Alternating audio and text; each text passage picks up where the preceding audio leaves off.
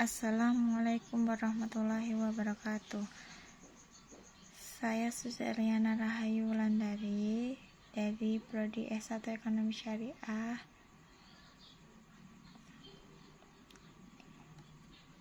Di sini saya akan menjelaskan tentang ijarah, qard, dan wadiah. Ijarah adalah akad atas kemanfaatan suatu barang dalam waktu tertentu dengan pengganti sejumlah tertentu yang telah disepakati. Syarat ijarah: kedua pihak yang melakukan transaksi ijarah sudah dewasa dan berakal. Kedua pihak yang melakukan transaksi memiliki kerelaan dan tidak berdasarkan suatu paksaan dari pihak manapun. Barang yang menjadi objek transaksi harus jelas adanya. Barang yang menjadi objek transaksi harus halal sesuai syariat Islam. Barang yang menjadi objek transaksi menjadi hak mu'jar atas seizin pemiliknya. Manfaat yang didapatkan harus diinformasikan secara terang dan jelas. Rukun ijarah. Yang pertama, ada orang yang menyewakan suatu barang. Yang kedua, ada akad antara penyewa dan menyewakan. Yang ketiga, ada ijab qabul. Yang keempat, ada upah. Yang kelima, ada manfaat baik antara pihak yang menyewakan dan pihak penyewa. Prinsip ijarah. Prinsip ijarah adalah akad pemindahan hak guna atas suatu barang atau jasa dalam waktu tertentu melalui pembayaran sewa atau upah, tanpa diikuti dengan pemindahan kepemilikan barang itu sendiri. Jenis ijarah. Yang pertama, ijarah murni. Praktek tata cara ijarah murni ini sama dengan perjanjian sewa-menyewa biasa. Dalam tata cara ijarah yang berkaitan dengan jasa ini, kedua belah pihak berkedudukan sama. Artinya, jika perjanjian telah selesai, maka pihak penyewa dan pihak yang menyewakan akan kembali ke kedudukannya masing-masing. Yang kedua, ijarah mutahiyah bi al-tamlik. Tata cara ijarah muntahiyah bi al-tamlik merupakan jenis ijarah yang memiliki dua akad yang saling berrangkaian. Dua akad tersebut yaitu akad al-ba'i dan akad al-ijarah muntahiyah bi al-tamlik. Pertama adalah akad al-ba'i yang merupakan akad jual beli. Kedua adalah akad al-ijarah muntahiyah bi al-tamlik, yaitu akad ijarah sewa menyewa yang dikombinasikan dengan akad jual beli di akhir masa sewa. Pembatalan ijarah. Yang pertama, objek atau barang yang hendak disewakan mengalami kerusakan. Yang kedua, objek sewa hilang atau musnah. Yang ketiga, masa sewa menyewa yang sebelumnya sudah disepakati oleh kedua belah pihak telah berakhir. Apabila dalam bentuk barang, maka penyewa harus mengembalikan kepada pemiliknya. Sementara jika yang disewa adalah jasa, maka orang tersebut berhak menerima upah dari jasa yang telah dilakukan. Yang keempat, terjadi uzur pada salah satu pihak. Landasan hukum ijarah. Landasan hukum dari transaksi ijarah sendiri berasal dari Quran Surat At-Talaq ayat 6 yang berbunyi, "Tempatkanlah mereka di mana kamu bertempat tinggal menurut kemampuanmu dan janganlah kamu menyusahkan mereka untuk menyempitkan mereka. Dan jika mereka itu sedang hamil, maka berikanlah kepada mereka nafkahnya hingga mereka bersalin. Kemudian jika mereka menyusukanmu untukmu, maka berikanlah kepada mereka upahnya, dan musyawarahkanlah di antara kamu dengan baik. Dan jika kamu menemui kesulitan, maka perempuan lain boleh menyusukan anak itu untuknya." Skema pembiayaan.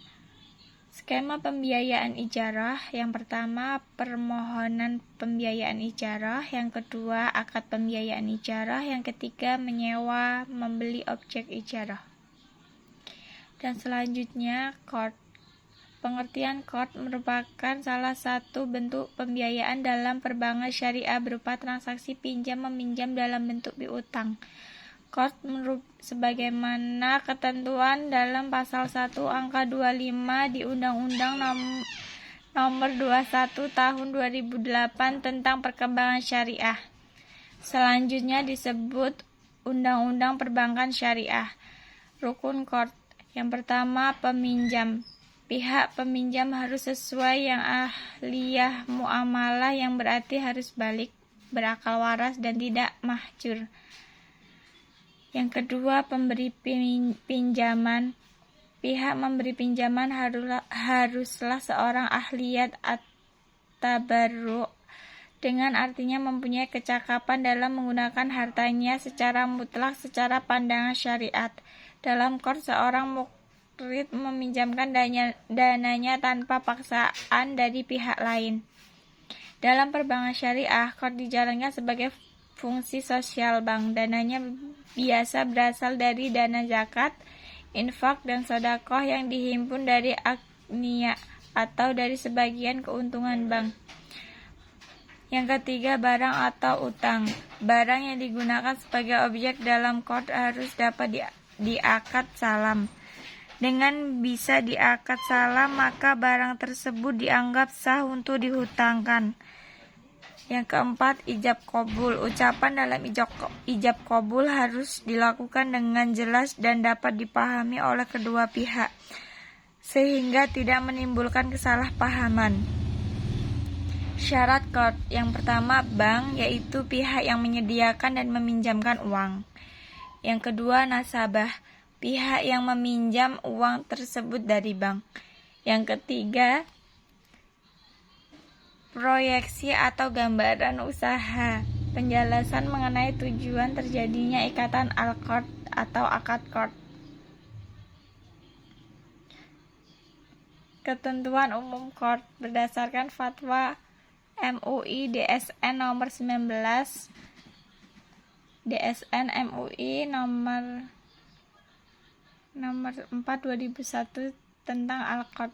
Pelaksanaan akad qard memiliki sejumlah keuntungan yang harus diperhatikan dan dipatuhi sebelumnya. Berikut diantaranya. Al-qard adalah pinjaman yang diberikan kepada nasabah yang memerlukan. Nasabah al-qard wajib mengembalikan jumlah pokok yang diterima pada waktu yang telah disepakati bersama. Biaya administrasi dibebankan kepada nasabah. LKS dapat meminjam jaminan kepada nasabah bila mana dipandang perlu.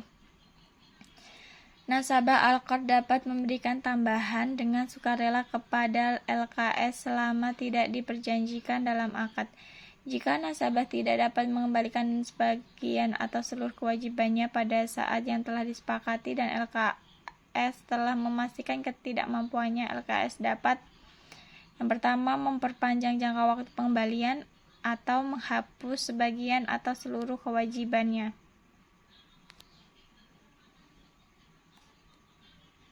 Sumber dana qard. Yang pertama, berdasarkan fatwa MUI, pendanaan qard berasal dari bagian modal lembaga keuangan syariah, keuntungan lembaga keuangan syariah yang disisihkan, lembaga lain atau individu yang mempercayakan penyaluran infaknya kepada lembaga keuangan syariah. Fungsi qard: membantu nasabah yang sedang membutuhkan dana cepat untuk kebutuhan yang mendesak. Kemudian qard hasan yang menjadi pembeda lembaga keuangan syariah dengan lembaga keuangan konvensional karena membawa misi sosial di dalamnya. Yang terakhir, misi sosial ini dapat meningkatkan citra positif dan loyalitas masyarakat pada lembaga keuangan syariah. Macam-macam qard. Menurut lembaga keuangan syariah, akad qard terdiri dari dua macam, yaitu yang pertama, akad qard yang berdiri sendiri dan hanya bermaksud sebagai tujuan sosial. sesuai dengan apa yang tertera di Fatwa MUI DSN nomor 19 tahun 2001 yang menjelaskan bahwa Al-Qard ada bukan sebagai kelengkapan transaksi atau sarana untuk mencari keuntungan. Yang kedua, Al-Qard yang terjadi sebagai sarana untuk melengkapi transaksi lain yang bersifat komersial atau termasuk ke dalam akad-akad muawaddah untuk mendapatkan keuntungan. Pihak ketiga hanya dalam menggunakan dana tersebut untuk tujuan komersial seperti pembiayaan pengurusan haji, lembaga keuangan syariah, produk ran emas, pengalihan utang, dan ajakan piutang. Pengakuan dan pengukuran Qard. Yang pertama, pinjaman Qard diakui sesuai dengan besaran jumlah yang dipinjamkan pada saat transaksi terjadi. Biaya administrasi, bonus, atau ujrah yang dananya bersumber dari modal bank diakui sebagai pendapatan operasional lainnya sesuai dengan jumlah yang diterima. Biaya administrasi, bonus, atau ujrah yang dananya bersumber dari pihak ketiga diakui sebagai pendapatan utama lain, dan hasilnya kemudian dibagi sesuai dengan besar jumlah yang diterima. Penyajian Qard.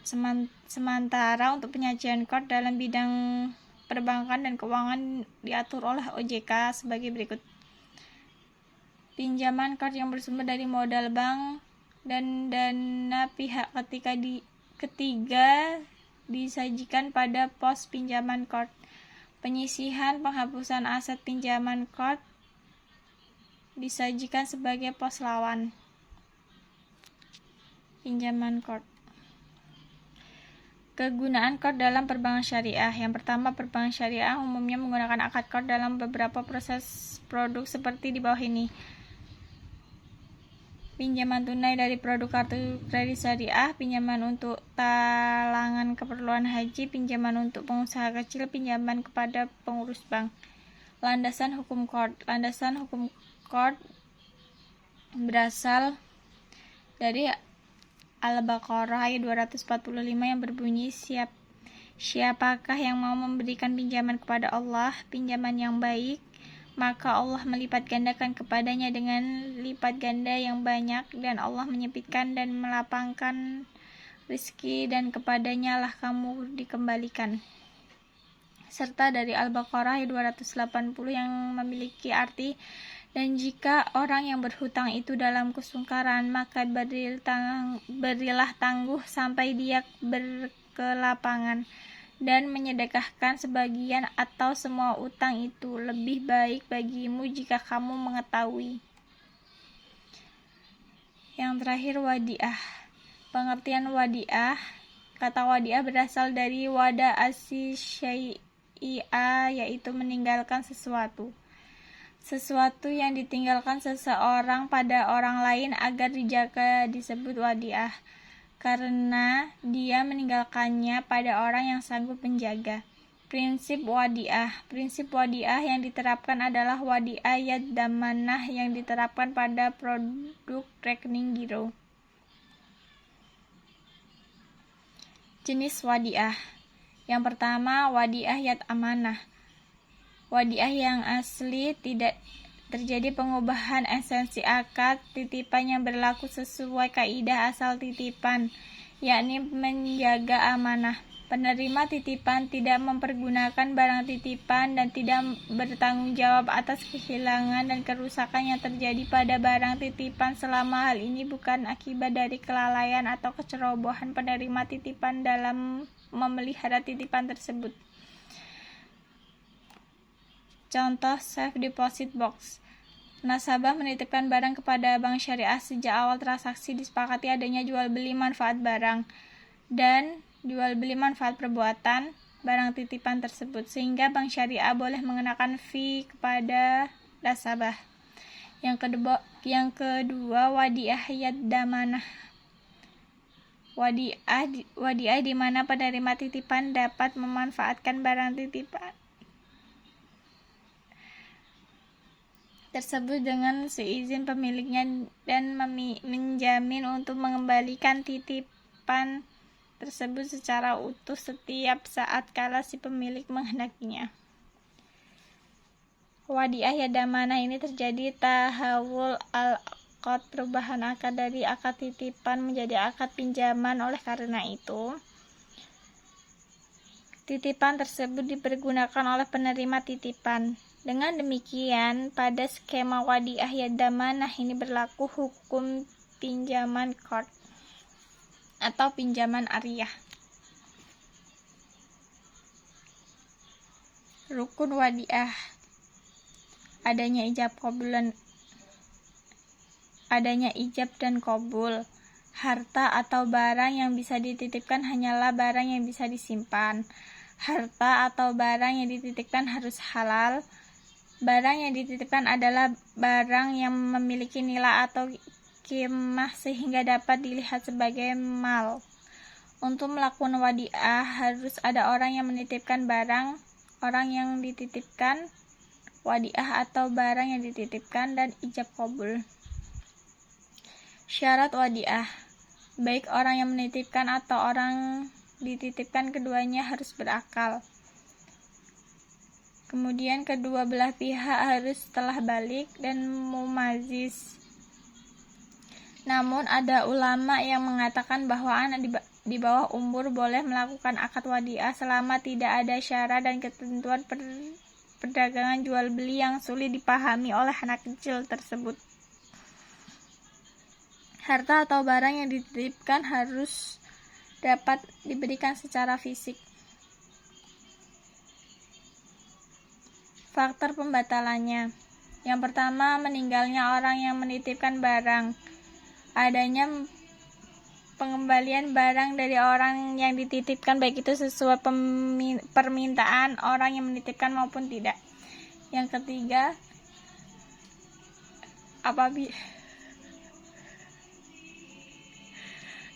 apabila salah satu pihak berada dalam kondisi koma berkepanjangan, terjadi hajj,